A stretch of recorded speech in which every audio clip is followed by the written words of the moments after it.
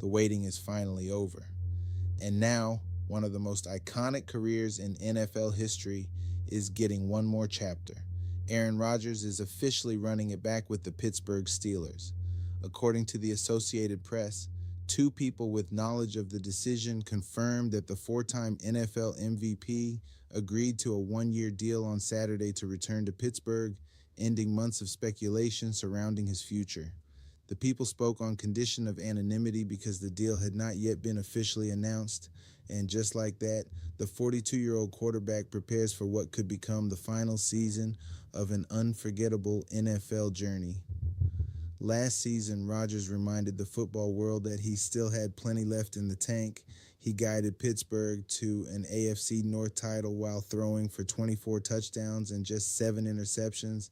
But beyond the numbers, something felt different. Rodgers didn't just play in Pittsburgh, he embraced it. The deep football culture, the history, the toughness, it echoed the same identity he once connected with in Green Bay earlier in his legendary career.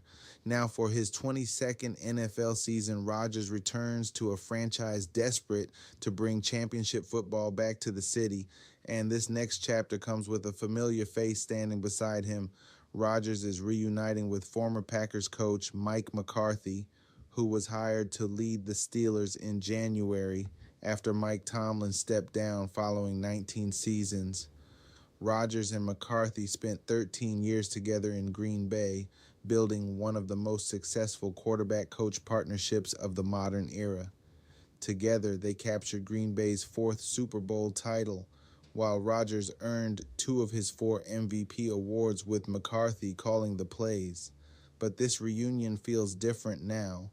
Rodgers enters this season knowing it may truly be his last ride. McCarthy, now 64 years old, returns home to coach just miles away from the Greenfield neighborhood where he grew up. 2 NFL veterans, 2 careers nearing the finish line, one final chance to chase something special together. The Steelers made it clear all offseason that they wanted Rodgers back. Still, the process dragged on. Free agency came and went. The NFL draft in Pittsburgh passed by. Yet Rodgers remained unsigned, fueling endless questions about whether he would actually return. Pittsburgh even placed an unrestricted free agent tender on Rodgers, an unusual paperwork move that offered the organization some protection in case another team suddenly entered the picture before training camp. But in the end, none of that mattered because Rodgers wanted Pittsburgh. Last year, he waited until early June to join the Steelers before fully buying into the experience. Teammates praised his leadership, commitment, and presence inside the locker room. And now he walks back into a quarterback room that looks very different from the one he left.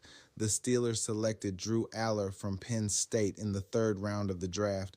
He joins veteran Mason Rudolph and 6th-round pick Will Howard. For Aller and Howard, Rodgers becomes more than just the starter.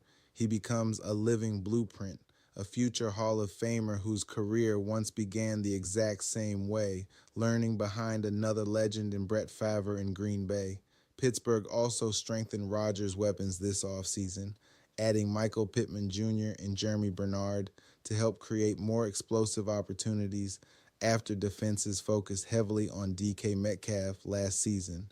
Now all eyes turn toward what happens next. The Steelers begin organized team activities on May 18th, though Rodgers may not rush back immediately. With his deep familiarity with McCarthy's offense, Pittsburgh could use those sessions to give Drew Aller and Will Howard valuable reps before Rodgers potentially arrives for mandatory minicamp from June 2 to 4. But when training camp opens at St. Vincent College in Latrobe later this summer, there's little doubt about who will lead the offense onto the field.